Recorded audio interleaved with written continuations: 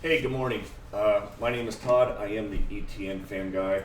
And first of all, I have to say that this is not financial advice. I am not a financial advisor. I'm not a lawyer. I'm not an accountant. If you need financial, legal, or accounting advice, find a licensed professional. I'm just a fan who is sharing my journey. It is my intention that my story will help some of you out there struggling with some of the same stuff I have been. Also, occasionally I swear, so if that offends any of you, there are less offensive channels out there that you can get your information from. Besides, swearing makes me happy. Sorry, Mom. All right. Can you believe it? My source of funds has finally been approved. It has been since the end of January. Today is April 22nd. That was a long ass time to get everything taken care of. So, a little backstory. I achieved my level 3 back in 2018, and for some reason, still unknown to me, right about the end of January, I was locked out of my wallet. I had over 3 million ETN in there, and to be honest, it kind of pissed me off. It frustrated me, to see it all go all the way up to 4 cents, and maybe I would have pulled some profit. Who knows? It really doesn't matter this time, or at this point, it's water under the bridge. But it was not an easy path. It actually took me 5 tries submitting information to finally get approval. And on top of that, even though some of you told me not to, I did reach out to some people on LinkedIn, some of the, I would say, executive team. And I actually had one person take the time who responded, and I'm not going to use his name, but I will credit him with at least giving me a little clarity. And one of his responses, just so you know where they're coming from, he said, "Hi Todd, I'm sorry you're having issues with the verification process. It's not an FCA problem. It's something we have to do by law." And also this correspondence is him replying via LinkedIn messaging. He says, "I am unable to help you through the process through LinkedIn, as I do not know who you are, and I cannot just discuss people's accounts without knowing that.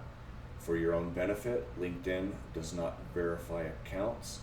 So, although in this instance, I am the just insert position in the company, I could just as well not been. You can email me at his email and include a support ticket reference you have, and I can look into the issue. Again, I won't be able to help you over emails as it's not an audited support system. I hope that makes sense." So yes, I did get him to respond, but I understand. He cannot help me over basically an unsecured email. So that makes sense. I had submitted support tickets at support.electronium.com. And I would suggest any of you having problems, you go in there, you submit a request, submit one request because it does back up the system. I submitted probably at least 8. So yes, I'm guilty. I'm that prick. I'm the person who bogged down the system. But in one sense, I don't feel bad about it. When ETN hit the 4 cents, I believe that put me at about $140,000. And for $130,000 to $140,000, if you owe me that and you're blocking me out of that, if I find out where you live, I'll go walk in front of your house with signs saying you owe me money. So I don't feel bad about that, but I do understand where they are coming from. So here's what I did. It worked for me. Once again, this is not financial advice, but it might be something you should consider, and that is, I made what I call the BF PDF, the big effing PDF. I took all my bank statements all the way back to 2017. Also, on those bank statements, using my PDF tool, I was able to highlight the transactions where I put the money from my bank account, basically taking it from fiat into Coinbase, where I had to buy Bitcoin. And then I attached to the BF PDF all of my Coinbase transactions, also all the way back to 2017. And then because Cryptopia is not available, I wasn't able to show any of those transactions. I did do quite a bit through Bittrex, and so I also attached to the BF PDF all of my Bittrex transactions showing where I had purchased Electronium. And then I said a prayer. Once again, this was the 5th time, and I sent it in, and I just found out this morning that it's approved. I was able to log in on both the app and on the website.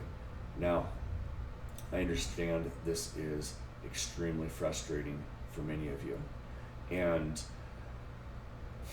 to be honest, yes, ETN fan guy, I am a fan of the project. I'm a fan of what they're doing. I believe in the mission of what they're doing, but the complete lack of communication is bullshit. And constantly getting these alerts, or Facebook or Instagram, hey, we just did this, or we just did that, or we had this many downloads. And for a person sitting there thinking that, what if my money's all gone? It's like a big slap in the face. And to be honest, Electronium, we just don't care. I know you guys are in a tough spot, and I can only imagine perhaps it's like, XRP's being sued by the SEC. That's going to be super interesting to see how that plays out. Regulation is coming to the crypto space, regardless of what country you live in.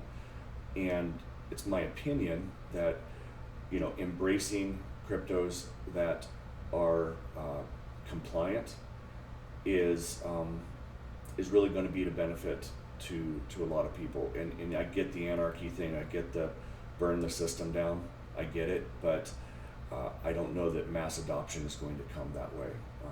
I've heard it said, it's a great way to park my pennies, next to other people's dollars, and getting the financial institutions to buy into this stuff. They're going to control it, and I would say even the privacy coins, the biggest problem I think people are going to have is that they're going to start regulating the onboarding and basically the on-ramps and the off-ramps for fiat.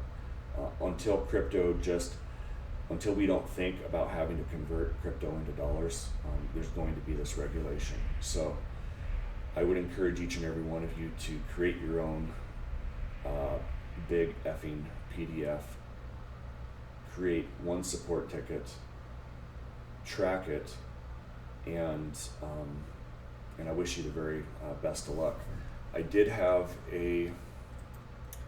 I reached out, in my frustration, to a law firm in London, and I told them, how much ETN I had, and that the approximate value, at the time I reached out to them, was around $90,000, and they basically said that it would cost at least $5,000 just to send a letter, and to actually go to court would probably use up all of my ETN. So, hey, lawyers are expensive, so it is worth your while to put this stuff together, and it finally worked for me. I'm not real happy about the time frame, but it finally did come together. So I hope this is encouraging, and I wish all of you the very best, and wish you success as you try to navigate this for yourself. Have an awesome day.